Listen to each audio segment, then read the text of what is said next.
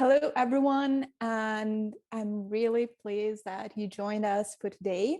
Today, we start our second part of the lecture program of Unthinking and Learning Project, a new sonic series in praxis. And I'm more than happy to present our lecturer for tonight, who is Holger Schulze.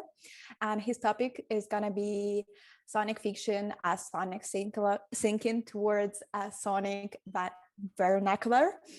And Holger Schulze is a writer, a researcher, professor on museology of the University of Copenhagen, and his principal investigator at the Sound Studies Lab.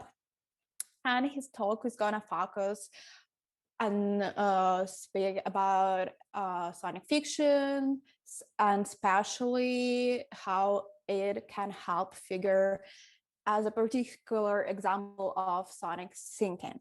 And also he will speak about how can that sonic thinking and like epistemology of a sound help us to create and develop a new language to speak about sonic, about sound, about the listening process, and make it more possible to comprehend by a wider audience. And the last thing I'm going to say for now is that we encourage you all to ask some question, and you can do that whether in the Zoom chat or on YouTube chat. And then afterwards the lecture, I'm going to ask them. So please, Holger, the floor is yours. You can start now. Yeah, thank you, Olga, for this nice introduction.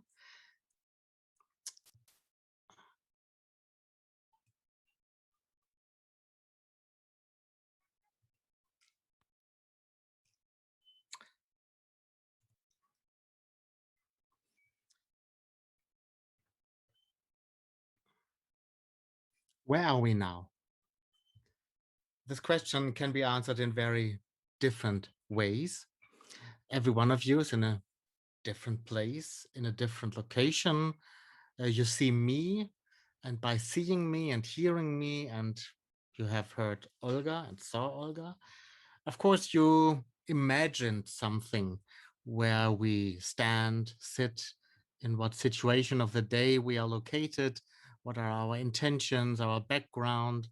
And so one might say that we are situated also in different fictions. So we imagine a fictional imaginarium behind the people, behind the situation. So do obviously also I. If I saw you just a second in your Zoom windows, I also thought something about how you are situated, in what situation, in what background you are right now. And from that, I speak to you. This approach of sonic fiction is a specific one. It comes from the writings of music critic and British author and researcher Kodwo Eshun from this famous book, More Brilliant Than the Sun: Adventures in Sonic Fiction, published 1998. A book that is unfortunately not officially on the market any longer. It was announced by Verso Books in New York to be reissued, but this was delayed, and I hope that it happens later this year or next year. But you can, of course, find, and I might say that, definitely a PDF in the, as you say, wild archives of the web. And if you read German, you can even find a German translation, which is still on the market by the German journalist and science fiction writer Dietmar Dart, who translated that book into German, which is, if you know the original, a pretty, let's say, daring and creative endeavor you make. The writings of Kodwo Eshun in this book present sonic fiction as an approach for understanding the knowledge and the practices of artists, musicians, and all sorts of sound practitioners. And there are two quotes that can show you what a sonic fiction embodies and implies. Kodwo Eshun writes here, to say that today's producer is inarticulate and monosyllabic, only reveals how standard criticism is deaf to the sensory spectrum captured in sonic fiction, phonofiction, and machine mythologies. So, Corporation points at the fact that production of music and sound is already highly theorized today. Producers and musicians obviously think about what they do and what they think and what they perform. But it's a special thinking. And Kojo writes, it is a disconnected, multi-rational sonic fiction in which concepts jump, thought leapfrogs, mind zigzags from clause to clause, a perceptual current transmits between each intervals, ripples across gaps. So it's not a clear and linear approach to thinking, but it's a thinking that jumps, that zigzags, that is maybe surprising, that might shock you, that might carry you into other areas. And one famous example Kurt Wieschel himself writes about in his book is the example of the Detroit techno project called Drexia, a project from the starting in the 1990s. And their sonic fiction is exemplary for what a sonic fiction is, because in the liner notes to their huge compilation, The Quest, they describe some of the cores. And in the images here, you see already a reference to the slave trade in the 17th and to 1900, connected to the migration in the US, to the emergence of techno in the US, and also to a possible return in the future to Africa. And Drexia themselves, in the liner notes, they write in one passage, during the greatest Holocaust the world has ever known, pregnant America-bound African slaves were thrown overboard by the thousands during labor for being sick and disruptive cargo. Is it possible that they could have given birth at sea to babies that never needed air? Recent experiments have shown mice able to breathe liquid oxygen. So the fiction here and this liner notes by Drexia are actually rooted in a factual historical detail that is then expanded into a fictional world that leads to a sonic idea with which Drexia work.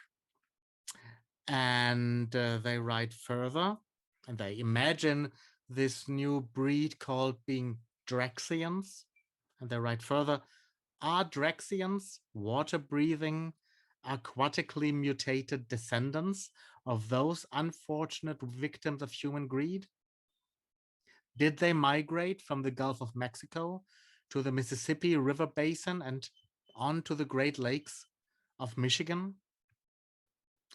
This is how sonic fiction in this area of music and liner notes works. So it is, if you will, the generative core, the core idea from which sonic ideas are generated.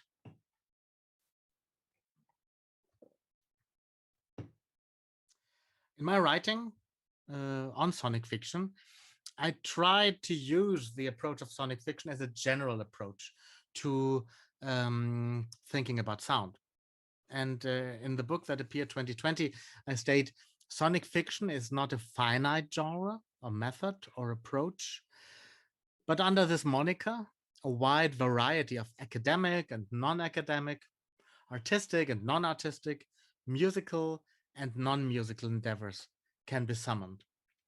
And from that on, the next long sentence includes a lot of terms you surely have never heard, or most of you have never heard, because they come, on the one hand, from the writings of Kurt Wieschel, who invented them and means something very specifically defined and tries to explicate how sonic fictions operate, or they refer to writings I refer in my explication to bring in all these aspects of decolonization, of a new ontology, of other epistemological approaches. So sonic fiction is a generative and mixologic, a theoretic and generic, a myth scientific, nontological and decolontological, a mutant textual, implectural, and multi-epistemological endeavor, propelling its readers, writers, and thinkings, its censors,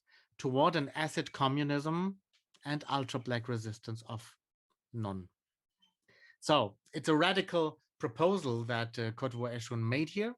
I try to use this, take this further and try to apply it and propose it as an application to all sorts of sonic thinking and sonic endeavors. So what is sonic thinking? Or more precisely thought, how to think sonically. In an article a few years ago with the same title, How to Think Sonically, I tried to give 4 postulates. And for me, they still hold, and I will test them on, and you can also test them for you, that can help us to indeed evaluate if a thinking that an author, a musician, sound artist proposes is indeed sonic. So A, sonic thinking is not reducible to mere alphanumeric logocentric translations. That means if something that is said to be sonic thinking is actually language or software code or numeric lists or a sequence of numbers, you might be doubtful if this is sonic thinking or not something else. Maybe mathematical thinking, maybe grammatical thinking, or thinking in other language poetic operations, but maybe not sonic thinking. B, sonic thinking is not ignorant of how specific and highly dynamic spatial environments shape and condition one's experience. That means, as a sonic thinking, it needs a space, at least the space in your ear or in other environments, in your loudspeakers, to actually create a thinking. If it's just happening, let's say, on paper, or only on a screen, or without any spatial extension, without reference, and without respect maybe for a given room, for a given space, then it might be something else, but maybe not sonic thinking. C, sonic thinking should not ignore the fundamentally corporeal character of auditory experiences for anthropoids. You and I, we're all anthropoids or bipeds or humanoids. So sonic thinking should pay respect and should operate through our bodies, should take in account how our bodies work. If a thinking or a sonic operation does something that seems to ignore or to pass through the idea of the body and the reality of the body, then it might be something else. It might be operating in some sonic abstract realm. It might be some maybe other forms of mathematical and algorithmical thinking, but maybe not corporeal, and so not sonic. And finally, and this is the great link to sonic fiction, obviously, D, sonic thinking should not be ignorant of the imagination and its sensorial and proprioceptive aspects. That means sonic thinking always implies also imaginations we have. It connects to sonic fictions we have. It is not unrelated to these fictions, but it takes them up and it uses them as our sensorial and proprioceptive experiences. So when I spoke at the beginning about the fictions you imagine, I imagine, when we encounter us here in the Zoom space, we have certain proprioceptive experiences. We might be sitting or standing, we might be exhausted from the day or tired from the day or eager awaiting the conversation. This all activates certain aspects in our bodies, in our proprioceptive sensorium. And so we have different imaginations. This is something sonic thinking should also take into account. So these 4 categories, these 4 postulates, I will definitely come back to later, again and again, and test out how they work and if they are respected and addressed in the examples I give to you. So, as Olga already introduced, sonic fiction as sonic thinking is my question, and I would like to propose towards the end a outline of what could be a sonic vernacular and what are the questions being asked if we start from sonic fiction and sonic thinking as a new form to speak about sounds, to understand sounds, and to operate with sounds. And I start indeed with some of the aspects already mentioned now in the first 4 categories for sonic thinking. The situation as an interpreter. Because in the situation, obviously, in a situation of sound experience and sonic fiction, sonic thinking, all of these aspects mentioned just before are relevant. So the corporeal, the sensorial, and all the other aspects. And I would like to start with an example by sound artist Sam Auinger and Hannes Strobel, who recently in our first pandemic summer of 2020 presented an artwork, an installation in the Berlin venue called Berghain. Some of you have heard that. It's a part of the Berghain, and they created a really impressive installation there. And they write in their description for their work,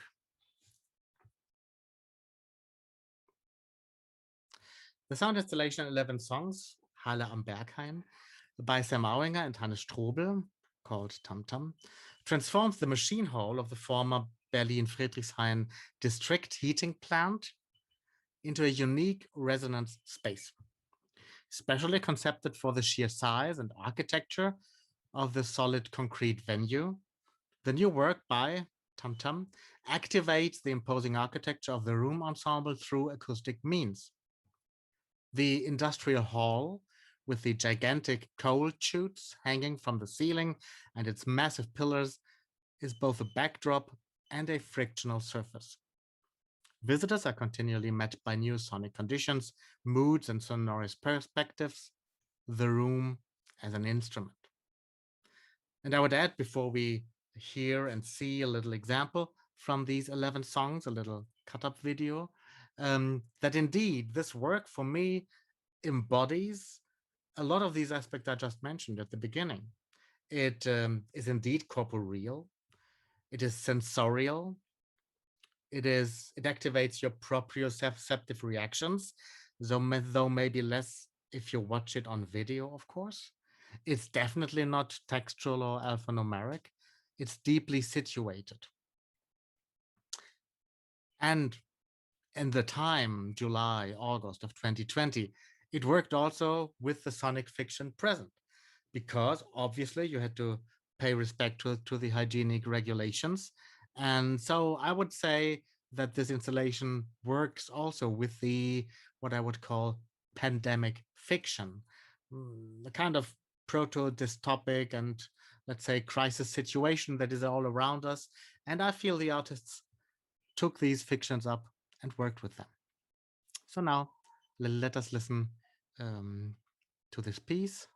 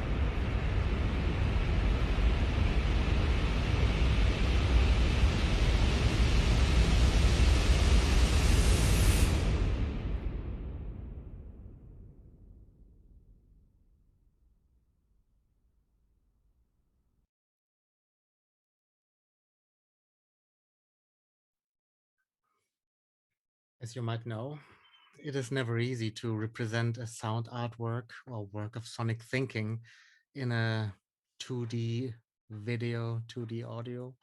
Um, but from my perspective, I visited this installation several times. They captured a lot of the important aspects. Um, I just would like to point your attention at the moments when the composer and artist Sam Auinger, with the headphones and microphones on his ears, was indeed trying to show you the spatialized character of the sound. So by moving across the standing waves in the room, you could indeed hear different things. And then later in the second part, when you saw the people sitting around, standing around, you also could get a notion or a certain idea how people were somehow making this place their own and were indeed corporeally and sensorially, proprioceptively trying to understand this situation, the sound artwork, by their presence, by their corporeal presence. And that is really an impressive achievement the artist did here. Why is it so hard to transfer a sound artwork, a situated, corporeal, sensorial, proprioceptive sound artwork into a video?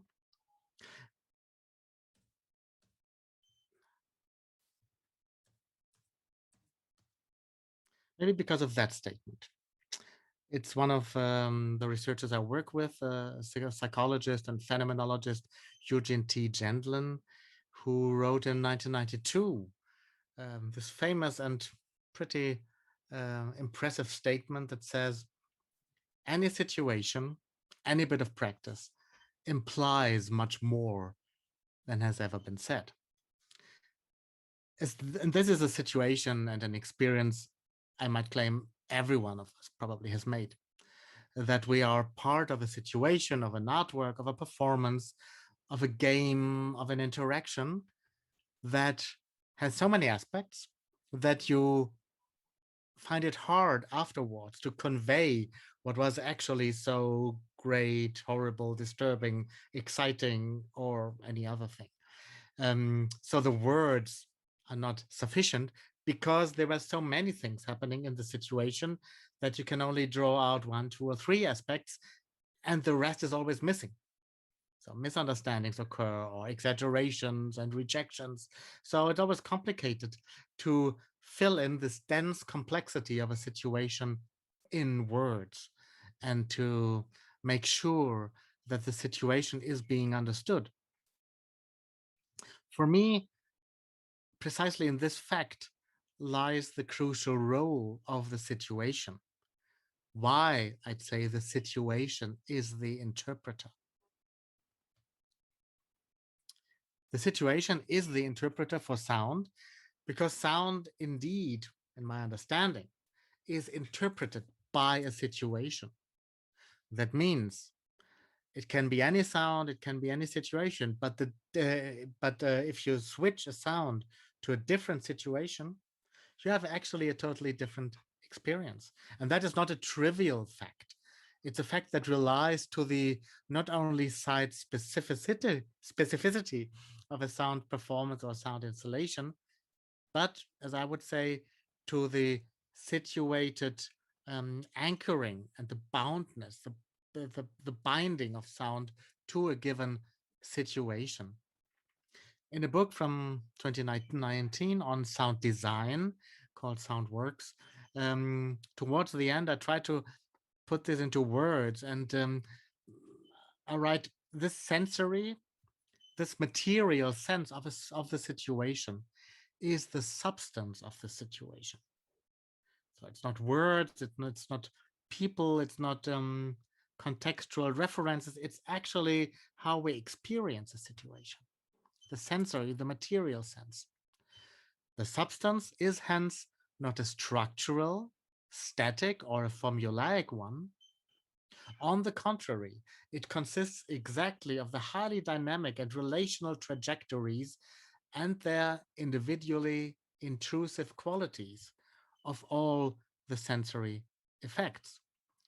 So a situation, for instance, in the room called Halle am Berghain, this space, this great art space, it is exactly this complexity of the materials, of the atmosphere, of the winds going through, the smells, the activities, resonances of people, but also your knowledge of this space, your ideas, your imagination that connect to this space. All of this goes into the situation.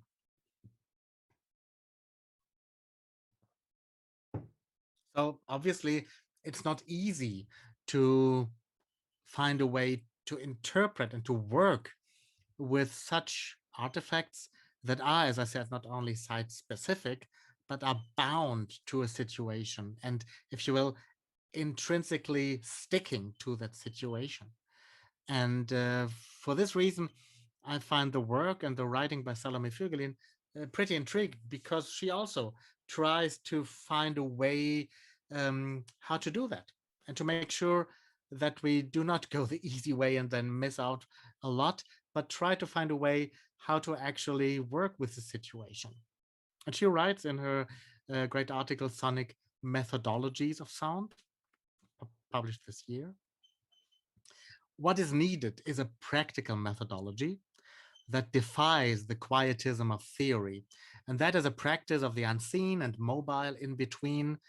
Singing, dancing, gardening, and digging might achieve a generative sense of things. Especially the word quietism of theory. That's an aspect that obviously refers to what I mentioned in the sonic thinking categories as logocentric or alphanumeric, because all of our theories, even the theories I cite and speak about here, are largely logocentric and alphanumeric. They are written in words. You need to read them. You need to be capable to understanding them through reading.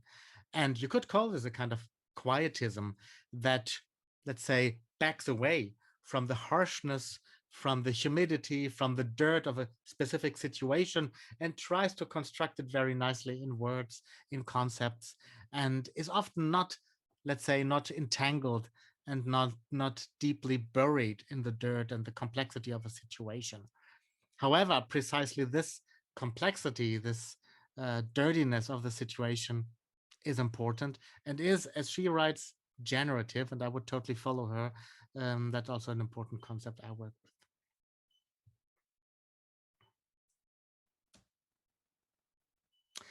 I come to the second part. Your listening body. I indeed mean your listening body as a performer, as an artist, as a researcher, as a thinker. Because, and that is again an aspect of the sonic thinking categories, the corporeal aspect of our listening is important. And we listen through our bodies. That is not trivial. That is not just an acoustic and physiological fact. It is indeed in these times a deep fact, because in our cultures worldwide, we realize, I feel, the complexity, the intricate, yeah, volatility and instability of body concepts. Um, and I love to depict this complexity by this picture. Here you see a wide variety of Olympic athletes um, performing generally different sports. And as you already can see in these examples of, let's say, really trained and emphatically body conscious people, what a rich diversity of body types, heights, sizes, fat distribution, muscle mass can be in those beings we often call human beings, and that get often depicted by a, let's say, standard image of a male, medium athletic, medium fat um, body and anatomy. If you look at these people, and mind you, these are just the people who are not obviously carrying some prosthesis, carry some disabilities or some other special bodily features. So really standard bodies in the classical sense. Even these standard bodies are so rich in diversity that it is almost, let's say, a provoking claim to say they are all the same human beings. We are all the same. Really, I want you to take a look at every single one of them, and you realize, yeah, well, these are, as I would call it, the many aliens that our humanoid world carries. And I find this actually a liberating perspective to make sure, well, we don't need to reduce our existence to one ideal body, but there may be, I don't know, if we include all the prosthetic examples, maybe 200, 300 standard bodies and existence, and a diverse approach to what human beings, humanoid aliens can be. In the Sonic Persona, published 2018, from the very beginning, tried to introduce this concept, because actually the concept human being in the history of anthropology, from which I start, is a problematic one. And I try to propose this concept as a, if you will, if not a way out, then at least a pragmatic solution to work with in the meantime, unless to the point our societies maybe reach different self-descriptions, which are maybe more appropriate than the human being. I write on page 8. In contrast to the metaphysically petrified and largely androcentric, Eurocentric, heteronormative, and normophiliac concept of the human being, the much more malleable and divergent concept of the humanoid alien allows us to actually study in everyday life the minor and often neglected relations between humanoid aliens and sensory occurrences. The obsessions these aliens find in imaginations they like to indulge in, the materialist aspects of various cultural practices, and the desires to promote a social situation supportive for such idiosyncratic needs and urge to political action. So, I write further on, such an anthropology intends not to superimpose an imaginary norm of humanoid behavior, but to open up an endless series of variations of ever more strange and alien extravaganza of how aliens like me and you might perform, perceive, and experience. That is the body concept I take as a starting point. And if you follow me here, then suddenly the richness of individual bodies becomes not a trouble, not a problem we need to deal technically with, or we need to reduce to a standard model, like research in the 19th century imagined, like the foundations of acoustics and physics still from the 19th century try to tell us. But suddenly you can include this vast richness of human experience from humanoid aliens into your thinking, and can make it, yeah, the inspiration, the starting point, the, if you will, the generative energy of your sonic thinking. And this is also, if we go back to Kurt Eschun, one of his starting points, where he indeed, in accordance, in resonance with what I quoted from Salome Fürgelin, when he writes in More Brilliant Than the Sun, there is no distance with volume. You're swallowed up by sound. There's no room. You can't be ironic if you're being swallowed by volume, and volume is overwhelming you. It's impossible to stay ironic, so all the implications of postmodernism go out of the window. Not only is it the literary that's useless, all traditional theory is pointless. All that works is the sonic plus the machine that you're building. So you can bring back any of these particular theoretical tools if you like, but they better work. And the way you can test them out is to actually play the records, or translated into our situation, to actually join a sonic situation, a sonic environment, a sonic performance.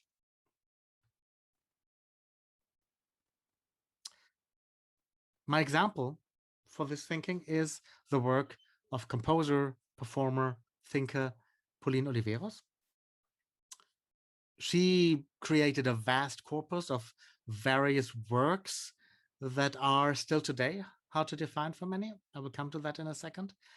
And she proposed two definitions for listening that are equally inspiring, interesting, both deeply bodily definitions, and both definitions also address our individual sensibilities, our qualities also as humanoid aliens. The first and very well-known definition is deep listening. There is these days even a deep listening institute. You can train deep listening, you can make your certificate. So it's a pretty established practice that she actually invented 20, 30 years ago. And Pauline Oliveros defines deep listening the following way. Deep listening is listening in every possible way to everything possible, to hear no matter what you're doing. Such intense listening includes the sound of daily life, of nature, of one's own thoughts, as well as musical sounds. Deep listening represents a heightened state of awareness and connects to all that there is. And as you will see in the examples I give in a minute, this form of listening is very close to meditation. It's at the same time a performance, it's a score, it's poetic. So it's all of these elements together. And I'm very sure if you leave this lecture after my talk, after our Q&A session, you can easily perform that, because in every situation you can connect to all the sounds that are around you, the sounds in the given situation, mediated sounds, remembered sounds, imaginary sounds, feared sounds, desired sounds, and so on. And all of that is, if you will, the meditative core of listening to the present situation.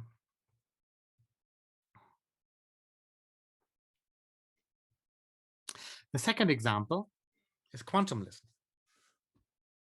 And that's, even if you would think, okay, deep listening is now a lot, demands a lot from you as a performer. Quantum listening is even in a potency more complex.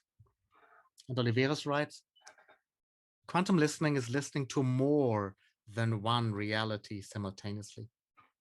Listening for the least differences possible to perceive, perception at the edge of the new, jumping like an atom out of orbit to a new orbit, creating new orbit. As an atom occupies both space at once, one listens in both places at once. Mothers do this. One focuses to a point and changes that point by listening. Quantum listening is listening in as many ways as possible simultaneously, changing and being changed by the listening. So you can imagine quantum listening as a form of exercised and complexly layered forms of a lot of different deep listening universes. So it's not just deep listening into one situation with imagination, reality, hopes, fears, and so on, but it means also being able to switch to different realities. So maybe also to embody empathetically the listening of another person. She mentions the mother, and of course, mothers, but also many other people, if they are in a situation, they switch immediately to a different listening practice because it is needed. They're not stuck in their, if you will, extreme focus on one listening, which is often required in the classical concert situation or in other performance situations, but they layer all these listening and they can switch between them, which is pretty hard because it requires from us the ability to imagine different listening and hearing perspectives, which is, for most of us, not so easy. But we can train that. And the works by Pauline Oliveros indeed do train that. This famous series of pieces called Sonic Meditations from 1971 do collect a lot of pieces. I will be focusing on two brief pieces, and just again to take up what these pieces are. They are indeed meditations, so you can perform them on your own. You can take them as a form of meditation. At the same time as many meditations, there are also body exercises. And as many body exercises, there are also performance descriptions. These are very often then also musical scores. They represent musical pieces, and you can even read them as poems. So probably what is hardest to do with these pieces is go to a philharmonic orchestra, go to a new music ensemble and ask them to perform these pieces. That is probably the hardest. But the most easiest is that we all could get together at some point and perform one of those. That's probably the easiest. You could do afterwards, be it on your own, be it with others. And I selected two pieces that indeed make sense to perform on your own or together with others. The first piece I would like to mention, I really love, and I performed also a few years ago when I did a sound walking course at my university, is this piece, number 5. It's called Native. It is playing with the notion of nativity. And the score is very simple. Take a walk at night. Walk so silently that the bottoms of your feet become ears. Now, it's indeed a one-line poem almost, and it sounds almost ridiculous, undoable. Who would do that? Um, but if you do it, and if you try to imagine yourself doing it, maybe later tonight, there are a lot of implications. Obviously, it doesn't really make sense to do this with shoes. So you need probably to do it at least only with your socks or with bare feet. And suddenly, if you try to imagine, if you try to follow this sonic fiction, that your feet are your ears, your whole bodily posture, your whole walking is a different one. Because how would you walk if indeed your feet were ears? You would maybe not trample on them. You would be very, very careful and maybe even fearful. You would walk differently. And that changes your whole body posture. We did this at the University of Copenhagen and walked in the building across the campus at night. And I can tell you that was a really very interesting experience and a very interesting performance we did there.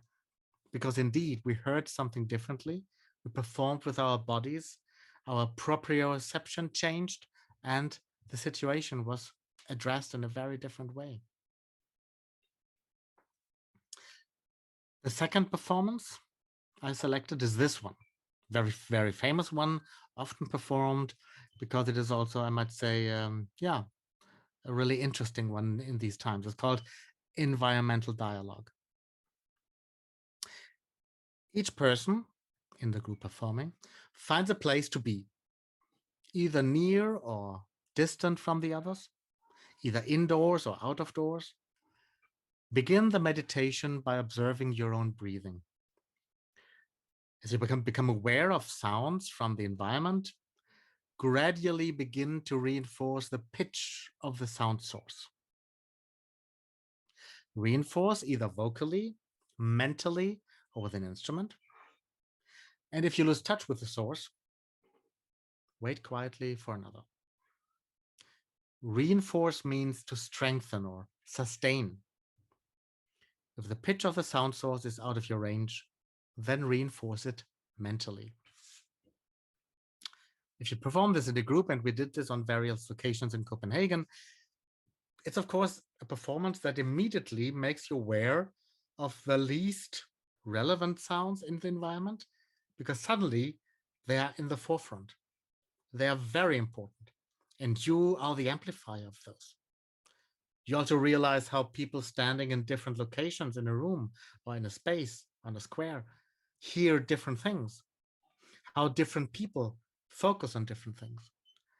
So if there would be an option for you all to get together, or some of you to get together to perform that, I would really encourage you to do that.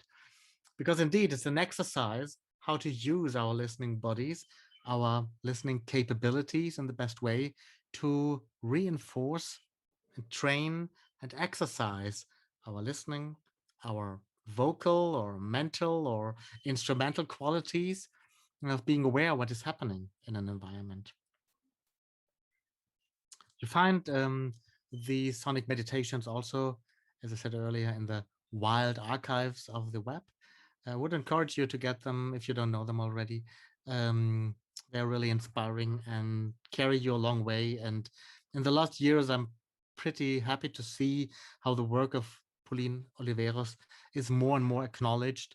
And if you will, she is more and more acknowledged as one of the main sound composers, sound artists, and performers alongside, if you will, of John Cage, Alvin Lucier, Max Neuhaus, and many others.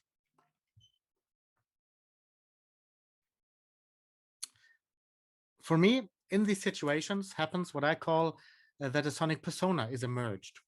And in the book by the same name, I define a sonic persona as follows.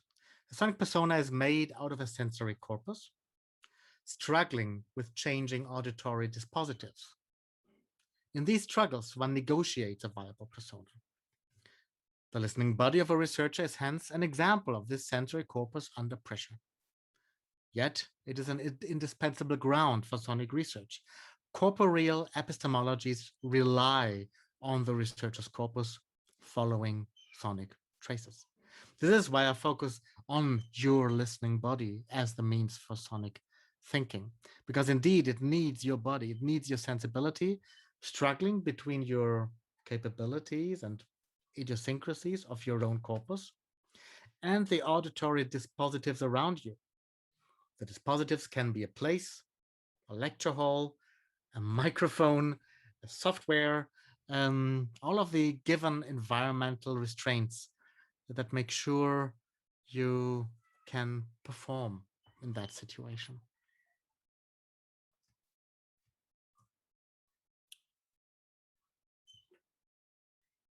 Come to my last point, towards a sonic vernacular. What is a sonic vernacular? A sonic vernacular, in my perspective, can be any sort of musical genre, auditory format, or sound practice that constitutes a crucial part of the public discourse in historical period. Whereas folk songs, church songs, work and war songs, as well as various folk instruments, bells, and other sounding signals constituted the sonic vernacular in previous centuries, popular music, in the widest sense, as well as jingles, commercials, and radio formats fueled the discourse since the Second World War. Music videos, ringtones, and computer signals did the same since 1990. Sampling culture, audiobooks, podcasts, and drop-in audio platforms are the sonic vernacular, if you will, of our present. All of these examples now are in part historical, but they're leading up to the present. And for me, the most present and most prominent and prolific and influential example are the examples I like to call meme music. That's a form that is often, let's say, disregarded and seen as too ridiculous, too unimportant, too everyday, too popular culture maybe, than to be taken seriously. Um, but I feel that there is something in there, and I feel especially in these months of, let's say, more focused pandemic digital experience, uh, have become aware how important these forms of digital sound performances and of meme music, meme sounds can be. I'm very sure a lot of them enjoyed them or enjoy them a lot of times on every day. But what is meme music? Meme music for me functions as a driver of conversations. It does so in private, across social media platforms, in political communication, as well as in our business, communal, or societal relations. How often do you, or maybe you've just done that, shared a meme, a sonic meme, a piece of meme music to explicate to someone something, or to react to something, or to feel, oh, wow, this meme captures indeed how I felt today, yesterday, during the pandemic, during my exams, during my work, during relationship troubles or so. So if there's an issue you wish to address, there will be a meme of it. And in more cases, it will be a musical meme. So for me, meme music is one of the sonic vernaculars of our times. It's not the only one. There are many others that we can go for. Still, popular culture, popular music is relevant. Audiovisual formats in form of commercials and other forms are also relevant. And also a lot of musical practice, ensemble work, also artistic work has this quality. I might add even the work by Sam Auinger and Hannes Strobel in the Berghain had a certain vernacular quality because it was, at least in the German context, reported about and was seen as one of the examples how artists react to the pandemic and try to deal with the pandemic in a productive way. So, what is meme music? Some of you might know some of these examples. You have the coronavirus warning song, for instance. You have various examples of, let's say, medieval style covers. You have all sorts of mashups and pieces that are, if you will, vast corpus of meme music. But today I would like to focus on one example or one group of examples that is more specific, and that is many of you might know these pieces. That is the performance that is done with yellow rubber chicken. Of course, there are many different ways to do that. There are many funny, painful, ridiculous, awkward, but also deeply inspiring and really interesting and really astonishing performances. Also, as you can see here, you find obviously Italian performers, performers from all over Europe, American performers even from Africa, from Asia, from everywhere. So it's not daring to say that this is a global phenomenon. A lot of different performers do this. And what I find interesting here is that whereas the tool, so the reason why these memes work, is obviously ridiculous. It's very hard to handle from an instrumental standpoint. It is immediately, let's say, a kind of charming way of not overstating your own importance or your own nobility. It is, on the other hand, obviously required that you need to perform that, because it is, as I said, not easy to control. It's not a perfectly pitched instrument. You need to find your way to work with this ridiculous rubber thing and do something. So there's a resistance in the material you work with. There is the volatility of sounds and the instability of it. And these performers manage to, as you can see, play either the Blue Danube or the famous Pachelbel canon, or Figaro, or other pieces. For tonight, I chose one example, not from the language of the original performer, though he speaks Russian. He speaks Russian, as you will hear, but from the performance he actually does. And I switch now to the video.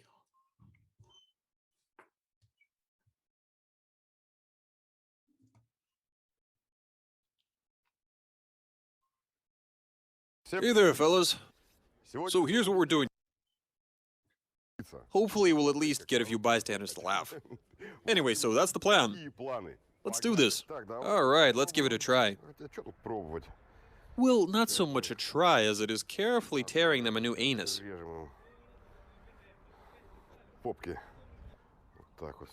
This is how you do it. And now we somehow try to stick them on. They should fit.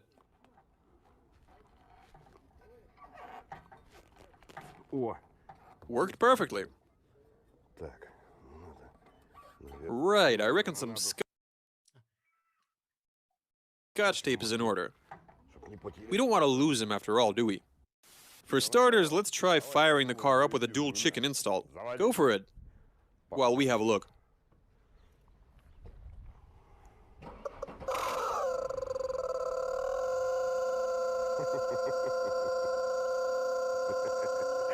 They are fucking noisy.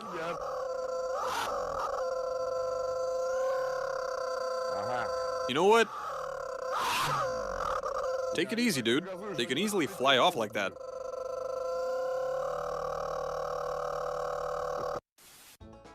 Rubber Chicken Exhaust Mod. Translation and voiceover by BMI Russian.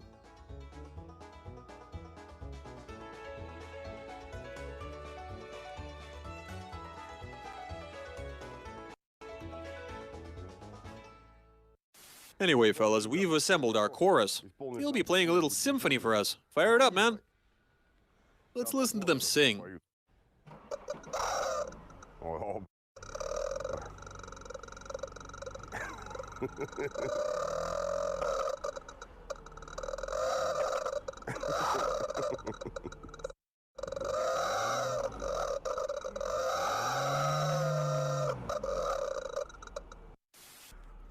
I'm gonna take this serenade performing chorus for a little joyride.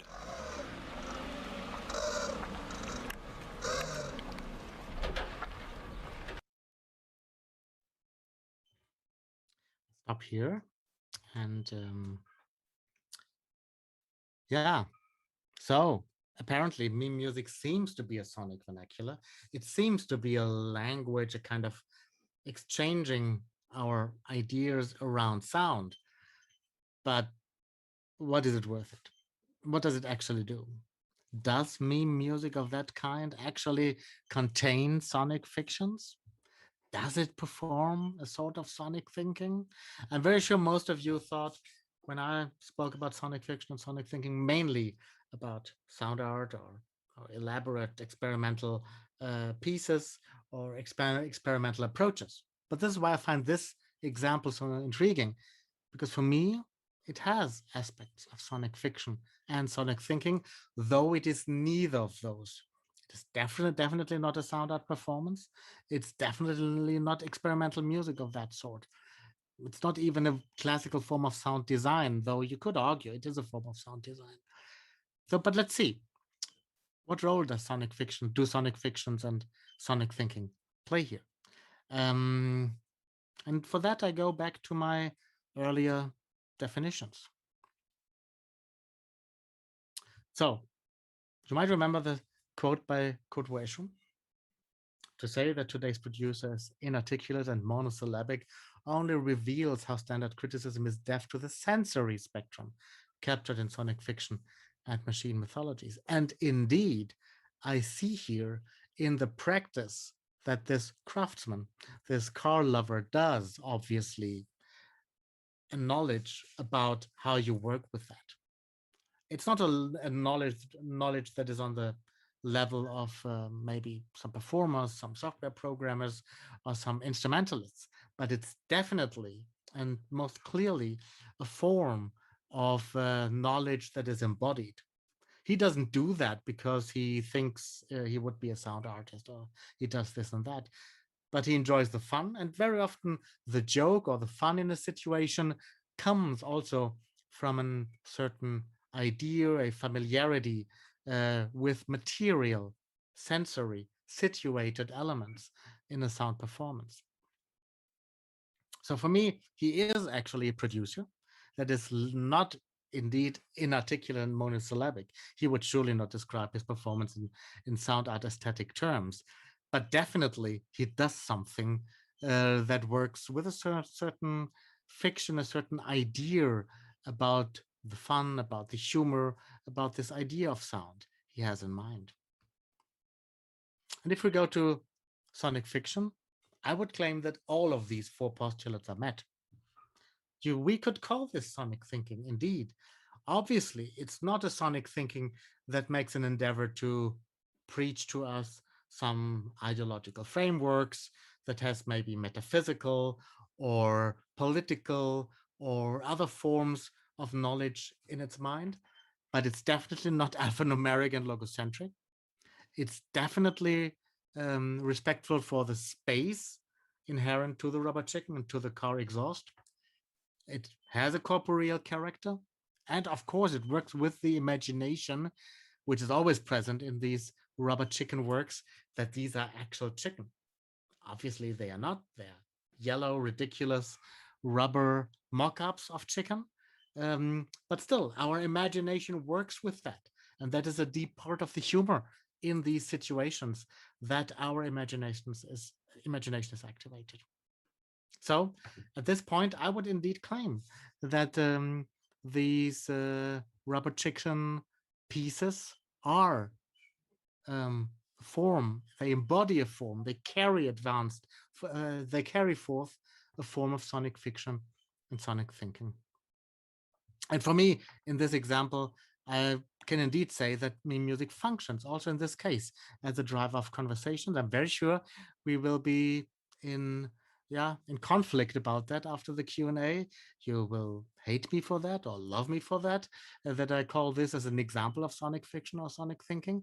And this is also a function these pieces have, that they incite a conversation, doubts, and, if you will, a next step in our vernacular conversation on sound to unthink and to unlearn.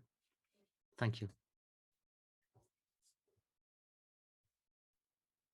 Oh, thank you so much for the incredible lecture.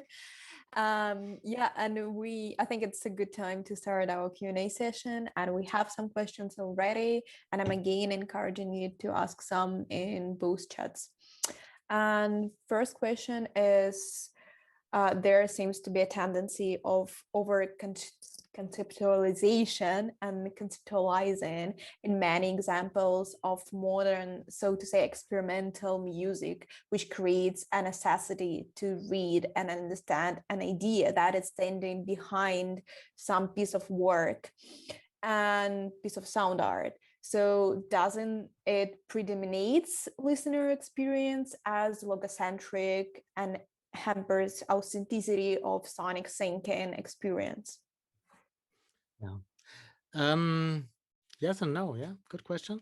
If you look into sound and into the understanding of sound and music performance, I would claim there is no listening situation and there is no musical or sonic piece that does not require a knowledge in the background, even if it's the most vernacular form of chart music. You need to listen into that. And one example I often love to give in that situation is that there are 2 times in my life when I had really a hard time of understanding what this music meant. The one time was when some remote relative gave me, as a 7-8-year-old boy, a vinyl record of Dvorak's cello serenades, which is probably the most ridiculous gift you could give to an 8-year-old, frankly. I didn't get it. For me, it was like a gray. I didn't understand how to listen to that. I never listened to that before, so I simply didn't get it. Later, I understood more of that. And the other moment, which was for me probably at least as horrible at the first instant, was when in the late 80s, I heard the first examples of Berlin techno, where I actually, as then at a point where I didn't know anything of that, heard only, I didn't get anything with it. What is that? Later, I understood that. So these 2 very extreme forms of music, you might admit, also need our understanding. And of course, also another aspect that's necessary, but that's a basic requirement for any kind of music. So we cannot get out of that, even if we think it's totally natural. In the examples I'm speaking here with musical forms that, if you for once know how to operate with them, that work indeed on a deeper level with your body, with the situation, and with your body. It doesn't mean that you do not need to know anything about that. You need to also be introduced like in other forms of music, but from that, this music doesn't operate in the way that you might follow a piece from Schubert, or a piece from Stockhausen, or a piece from Johannes Kreitler to understand how it works, but it works in the situation with your body and with your proprioceptive apparatus. Thank you for answer. And the next question is, what are your thoughts on Pierre Schaeffer reduced listening? and especially when comparing it to the deep listening or quantum listening on Pauline Oliveros? I work a lot in my teaching with Pierre Schaeffer's reduced listening and the famous explications by Michel Chillon, for instance. That's an important content for students to learn. However, I'm pretty critical about it because I feel it's a historical product of the aesthetic of Pierre Schaeffer. It comes from that time. And if you look into the aesthetics of the whole music from that, the so-called acousmatic aesthetic, leading to François Bayle and other French composers, it's a form of aesthetic that to us today seems on the one hand maybe trivial, and on the other hand maybe even we don't understand why to do it, because the core idea is that you focus only on the sound and try to forget all references, all, if you will, sonic thinking, all situation, all bodies.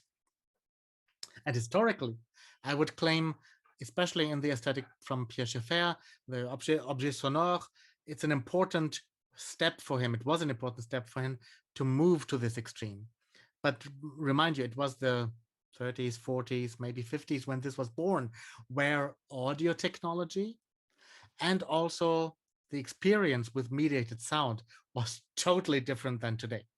At that time, the experience with mediated sound was in the radio, of course, more or less common, but still in an expanded and challenging artistic way, still new.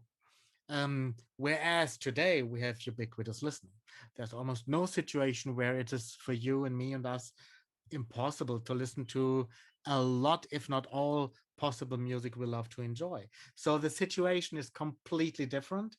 So I would claim it's a historical concept that has its right as historical aesthetic, but today fulfills a different role and we live in different times. So I would encourage artists today to rethink that. What would be required to make people indeed understand and enjoy reduced listening, because our listening situation as a society and culture is so different. That's my take on that. Yeah, that's so true. So I think we'll move to another question, which is, according to sonic thinking, is sonic situation created deliberately or by a chance? And how do you tell total installation from sonic installation? What was the last distinction? Sonic installation and Total installation. Total installation. Yeah. Okay. Yeah. Great. For me, and I introduced that the aspect of the auditory dispositive I introduced also in my lecture. So we have the sensory corpus and the auditory dispositive. And at any time, if you choose to perform in any form of venue situation, there is a given situation. Here, for instance, if I give a lecture here, it's clear that it's over Zoom. I have a certain microphone, certain camera. We have a certain transmission speed with glitches and so on. There are certain cultural codes we have established over the last year and the last time how to do this. So these are the auditory dispositives. But it's the same if you go into a gallery, if you go into a concert hall, if you go into other spaces. Also, there are restraints. So where do the electrical sockets sit? From where does the audience enter? How works the resonance? What kind of loudspeakers are accessible, either from the space or for you? Of course, we can always work with that. We can always try to tweak that, but there are limits, be it financial limits, be it personal limits, and of course also limits what maybe the regulations for use in the space can allow. So I would claim most of these auditory dispositives are given. We work with them either in the situation by our sound performance, or by the way we maybe decide, no, I don't want to use these speakers, I bring in eight different speakers. But that's a decision.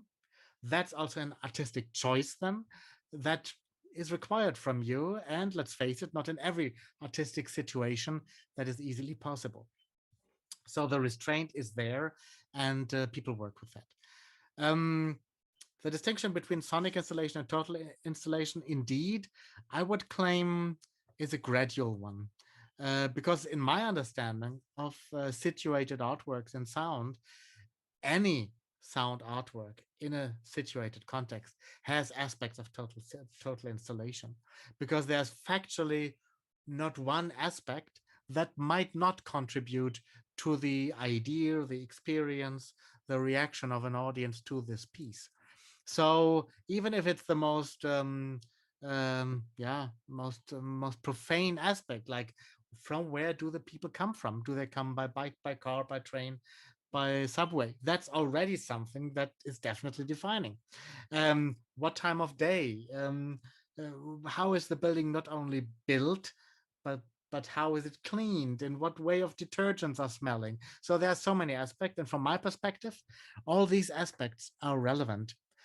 As artists, you can always say these are irrelevant aspects. I focus on these, but actually the audience might react to any of these cases, because let's face it, you will never control the flux of attention in an audience, and you shouldn't, because that, from my perspective, would be pretty difficult to do and leads to other aesthetics. So for me, there is a gradual connection between both. I wouldn't distinct them radically. Thank you so much for your answer. And another question is, you proposed in those four main things that is needed to sonic thinking. One of them was space or spatial possibility. So, and at the same time, you present sonic thinking as a non-anthropocentric, non-European centralized way of thought, of thinking. So at the same time, this space, the possibility of space, is something that it can be considered as privilege.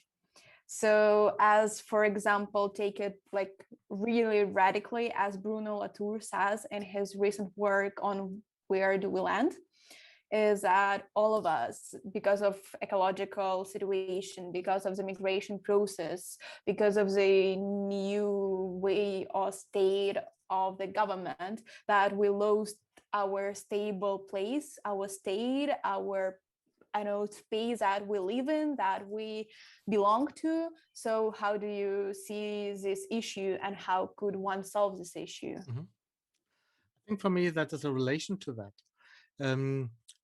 Because there was a longer tradition before, let's say, a lot of sound art approaches, to think music and sound only in time-based terms. That is mainly a time-based art. Obviously, all the time building concert halls was a spatial activity, but in the last decades, obviously, sound artists were very aware how the space creates a sound. And obviously, that's a privileged situation. But that's a pointer for me, or also a marker of these transformations.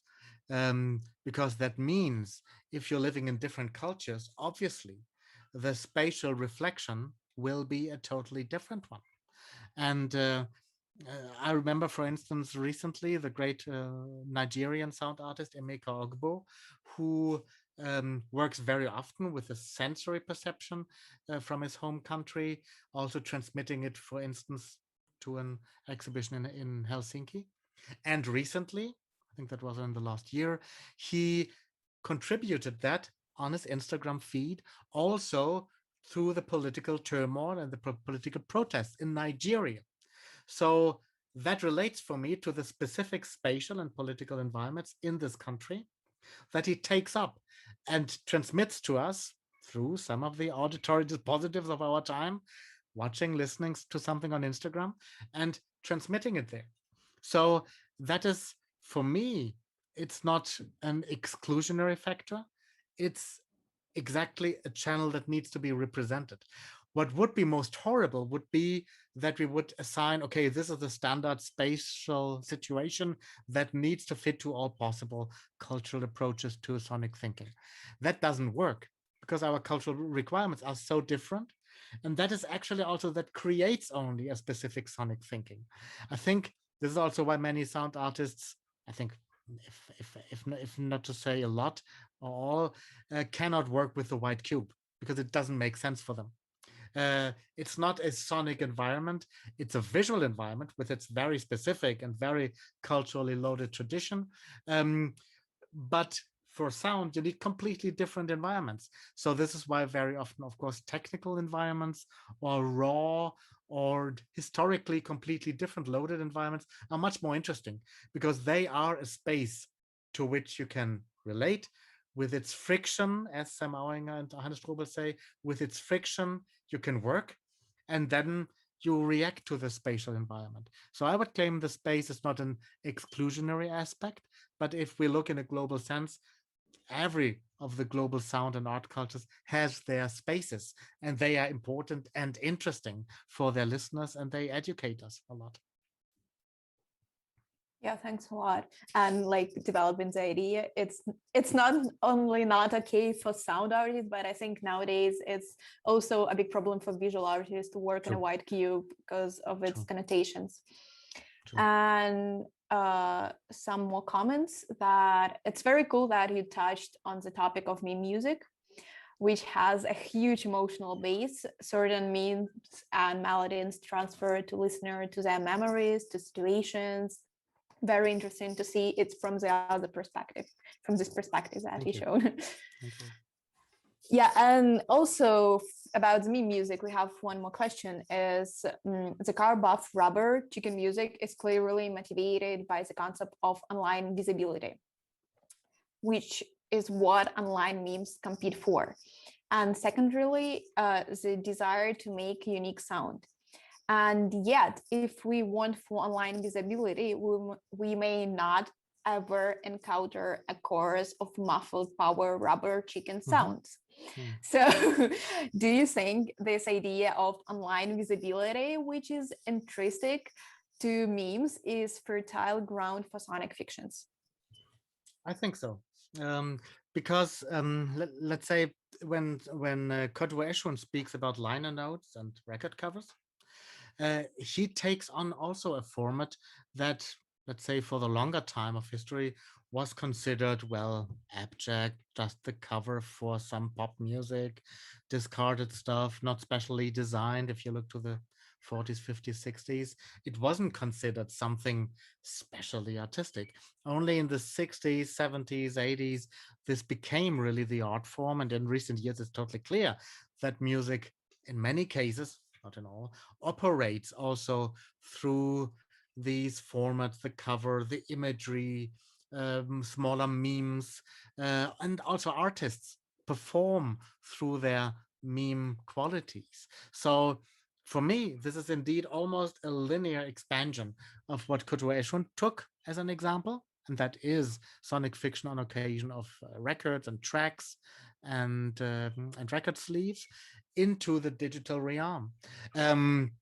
I'm not sure if it stays there, if it expands, because frankly, I can only imagine that the audio-visual formats of the next 10, 20, 30 years will be very different than the ones today.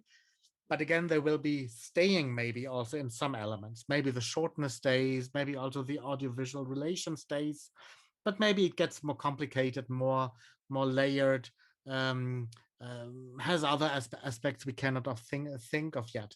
But from me, it is almost the logical successor to the format of the pop single or the popular record album, which, I need to remind us, was seen as some discarded, abject commercial product decades ago. Only since the 60s, 70s, 80s, we established this notion, oh, that's a valid cultural heritage. Let's see what happens with meme music in the next decades. I can only say from the history of cultural studies and cultural research that especially those forms that are blamed to be just for the masses and just a commercial product become important in a culture. Remember, going to a cinema was seen as a cheap entertainment in the 20s, 30s, 40s.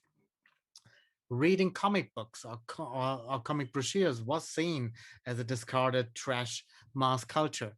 Listening to a jukebox, playing video games, All of this was seen at one point as well. It's just a ridiculous form of pleasure commercialism. But our culture builds upon that, and suddenly it means for our culture something. So I'm curious to see how this form develops, and I would be, let's say, hopeful that this form will carry more cultural meaning than many of us will maybe be able to assume or accept right now. But let's see, it's open. Yeah, I think we're all looking forward to what's gonna be the next and what's gonna change. Yeah, and I also have some personal question is that you quoted from your book Sonic Persona, and I've recently read it. And in this book, you propose like new way of writing about Sonic and like Sonic thinking. And I was wondering if like you kind of embodied this new way of Sonic writing in your book, but by the way of like always repeating and coming back to the same quotes, coming back to the same ideas. Maybe you can like describe why you're doing or explain why you're doing that, because like it's non-traditional way of writing even academic books. So I was kind of stubborn when I read it.